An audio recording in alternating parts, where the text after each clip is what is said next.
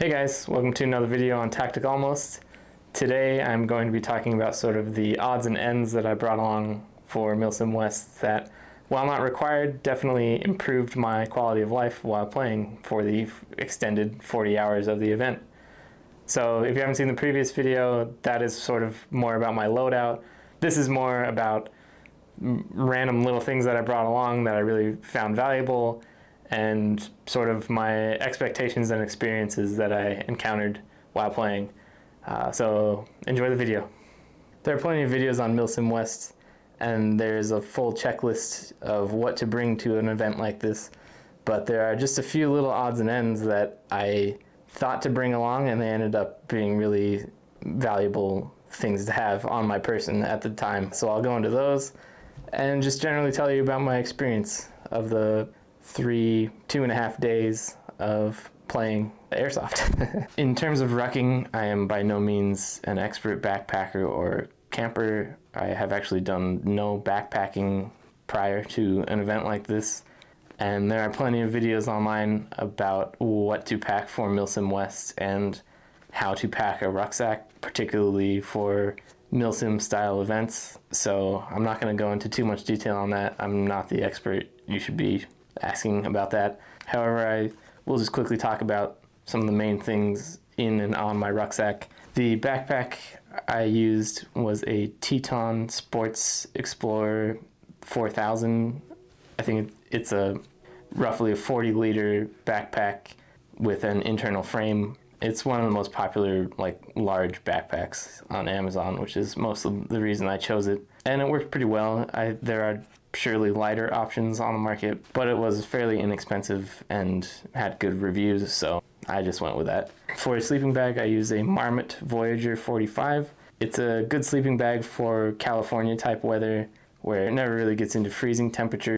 This kept me comfortable, and it's a fairly lightweight and compact sleeping bag. I would have been plenty warm with this, as the temperatures didn't get below 40 at this event, and we were sleeping indoors. But just in case, I brought along a Snugpak Jungle Bag. This is a bivvy sack, kind of a supplementary sleeping bag that goes over your sleeping bag to protect from wind and rain, and in this case it has a little mosquito net that you can zip up to protect you from bugs as well. Fortunately, there was absolutely no rain and actually no mosquitoes or flying bugs in Victorville. It's the high desert. The only bugs you really have to contend with are cockroaches and carpenter ants. So I didn't really need this, but I did use it, and I actually got a little bit too hot with the combination of these two. I think you can add about 10 degrees of warmth when using this in conjunction with anything else.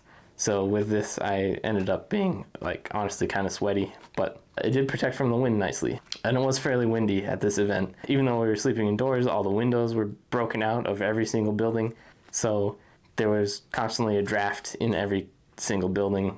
Also, going into this event, I wasn't sure if we were going to sleep indoors or outdoors. The buildings themselves have asbestos and rat infestations. They're kind of disgusting. There's broken glass and broken tile everywhere. So I wasn't totally sure that we'd be sleeping indoors. It wasn't necessarily recommended to sleep indoors, but I think everybody pretty much did sleep indoors. This would have come in handy outdoors, where you would have nothing blocking the wind from hitting you. So good thing to have on hand. It can also just be like a little snuggly blanket you throw over yourself if you're a little bit cold, and just also fairly lightweight, compact thing to have on you. For water, I opted for these Nalgene Tritan 1-liter water bottles, one of which was on my belt at all times, and then these two were on my ruck at all times. The one on my belt was a smallmouth variation in a sort of smoky coyote brown, which I think went well with my kit. And then these two were glow-in-the-dark green, which I thought would make them easier to see at night, just in case I needed to get some water in the dark. The glow-in-the-dark effect is actually not that strong at all, so they were kind of just a greenish color. But they did emit a little bit of light, so I could actually see them at night. They definitely did not stand out. They were not gonna get me sniped or something. They were fairly subtle and much darker than any glow stick that might be in the room or anything like that. So they They were just basically water bottles. So in total, I had 3 liters on me, which is sort of the bare minimum I would recommend for a big event like this. Fortunately, I had a buddy with me who carried a gallon or 2 of extra water on him, and so I could refill these as needed. I think I ended up drinking maybe 2 or 3 refills of one of these, so in total I probably drank 5 to 6 liters. So just be aware that 3 liters is a very minimal amount of water for 2.5 days of intense fighting. That being said, my ruck was extremely heavy already. I don't think I could have been able to carry even more water on me. That just would have weighed me down. My ruck was honestly already so heavy that it felt like the maximum amount of weight I could carry on me without falling over. So not having an extra gallon of water hanging off of me somewhere was probably a really good thing for me. I think in the future, if I ever do this again, I will try to pack more water and less other stuff that could weigh me down. Also strapped onto my ruck was a Therma Rest sleeping pad. It's a very standard backpacker piece of equipment. It's just a sleeping pad to keep you warm. You should always have one of these, whether it's some kind of foam or some more fancy material. Just a nice roll to lay on to soften laying on the ground and also insulate you from the ground. Absolutely necessary. The Therma Rest was as comfortable as I could have asked for, honestly, for the conditions. So nothing much to say about that. Just something to keep in mind. Have a sleeping pad with you. You don't have to go fancy or expensive with these. Every country in the world uses these for their militaries. So you can find foam surplus sleeping pads basically at any surplus store. Just make sure you have one.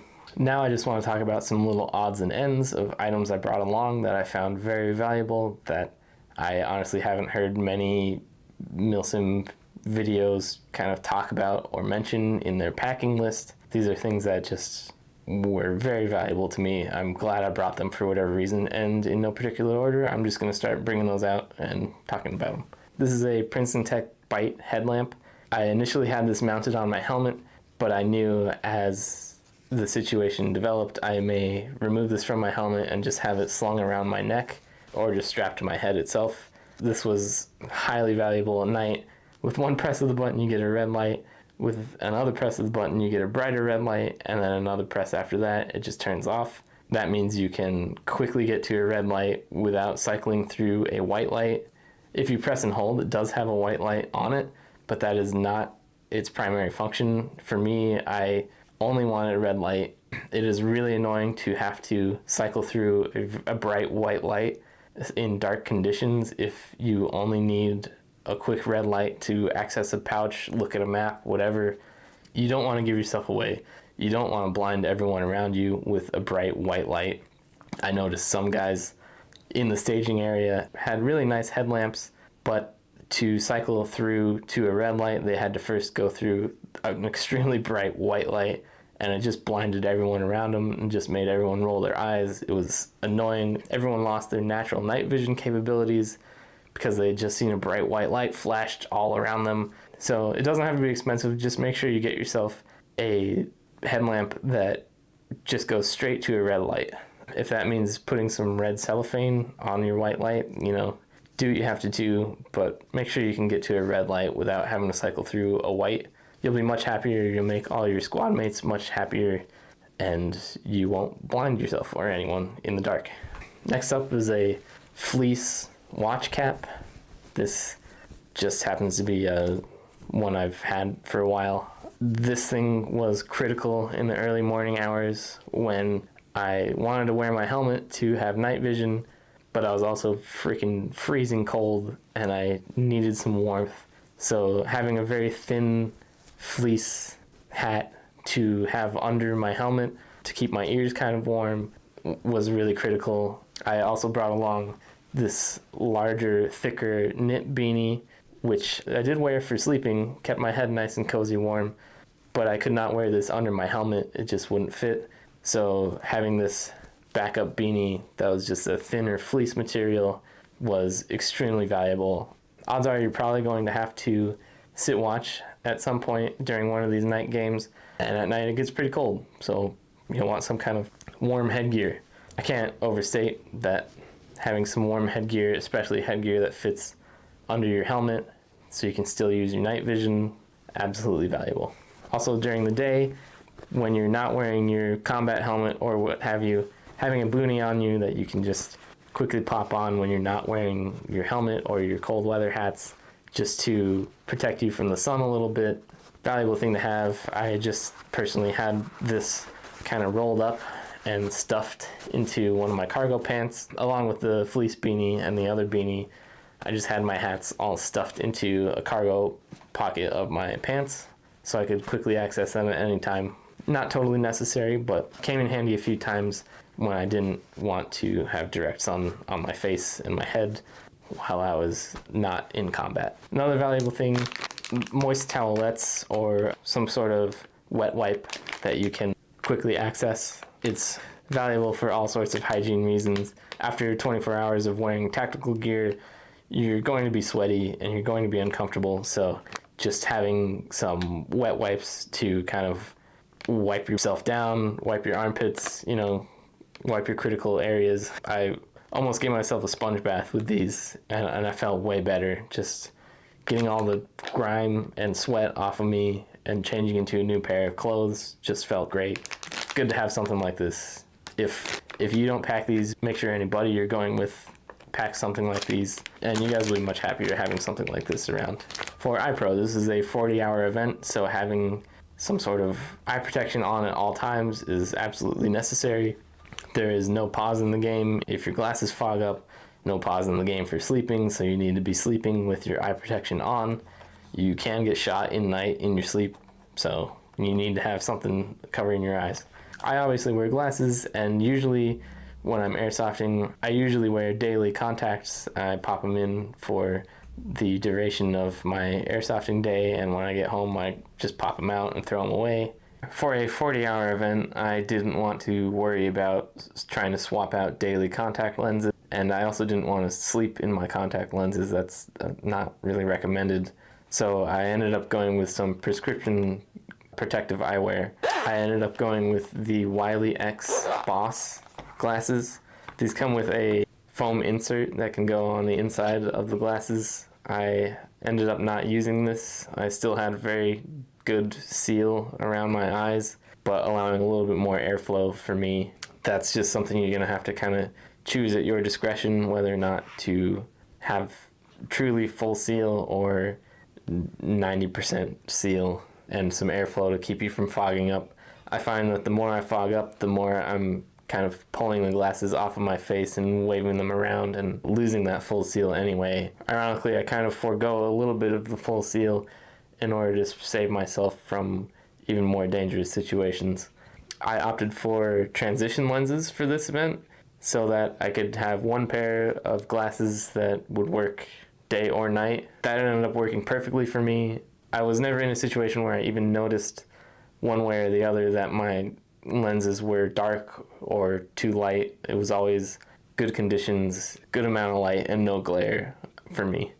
That being said, I did still have some fogging issues, and I tried to use cat crap lens cleaner and anti-fog, which worked to some extent, but still eventually fogged back up. And I also tried to use Wiley X's anti-fog solution and had the same effect, where it worked for a little while and then I needed to reapply it. So I haven't found the perfect solution for eye protection. I think in the future, at the next event I go to, I would use these for sleeping and most non-combat situations, and then I would use fan goggles for the more strenuous, high-intensity situations. That being said, switching your eye pro on the field quickly, especially when a situation emerges where you need to start fighting or whatever, finding a good time to switch your eye pro is kind of hard. So I don't know, eye pro is always one of those things that's difficult to solve for. That being said, these work well, they're ANSI rated, and I've been happy with this product. I also didn't want to wear fan goggles the entire time of the event. They're pretty bulky and not necessarily very comfortable.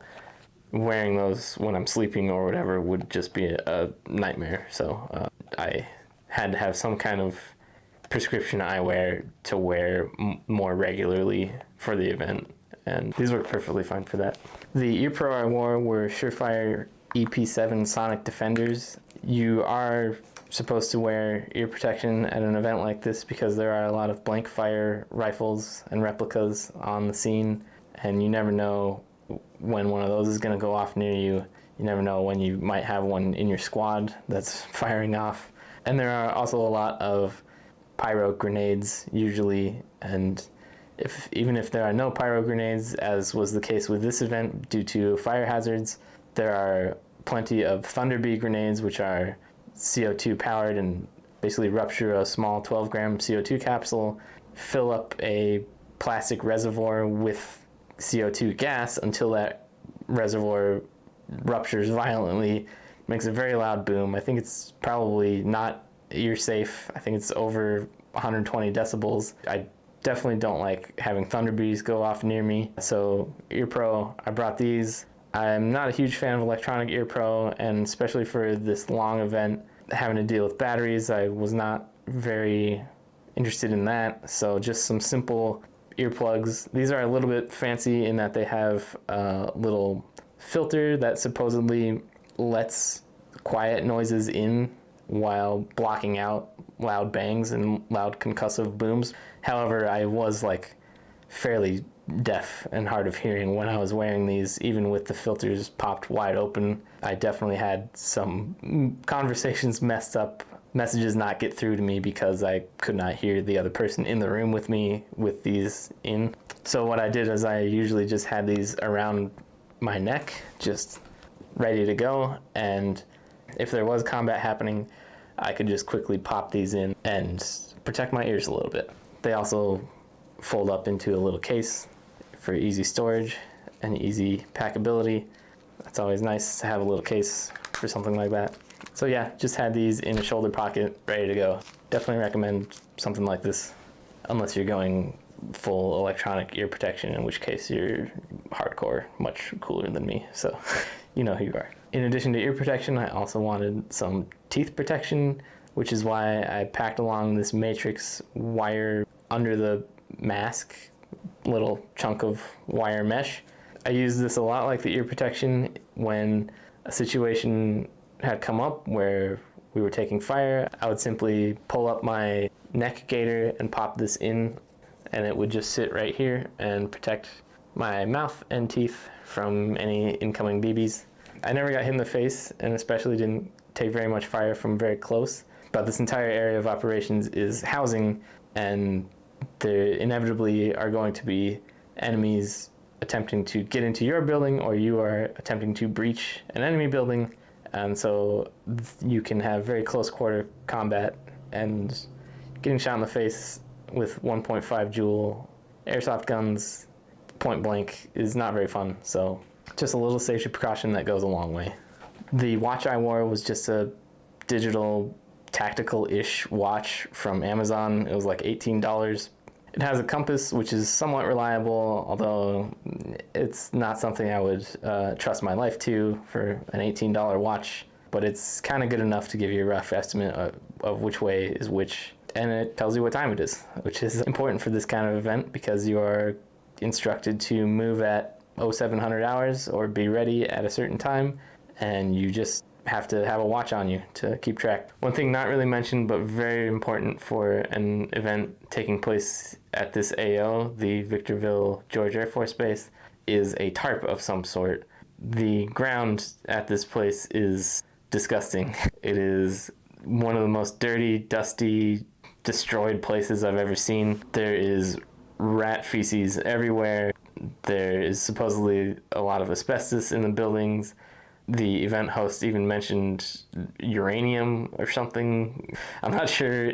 He seemed like he was not joking. So yeah, this is like a dusty, gross environment, and wherever you're bedding down for the night, you want some sort of tarp beneath you, kind of just a layer between you and the ground below. Also good for keeping your gear on, like if you don't want to get your gear dusty and dirty and gross. I tried my best to kind of have a decontamination zone around my bed area that was just this tarp that was laid out. I ended up going with a 6x8 brown tarp from a surplus store. You can get them from the hardware store. The one I managed to get just is fully brown, doesn't have any blue on it, which I feel like kind of adds to the military-ish look of it. I also brought tent stakes to stake the tarp down just in case it was windy and just in case we were camping outside.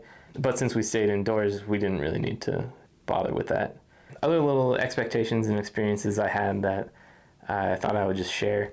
For one thing, I was expecting us to be issued Elite Force 0.32 gram BBs.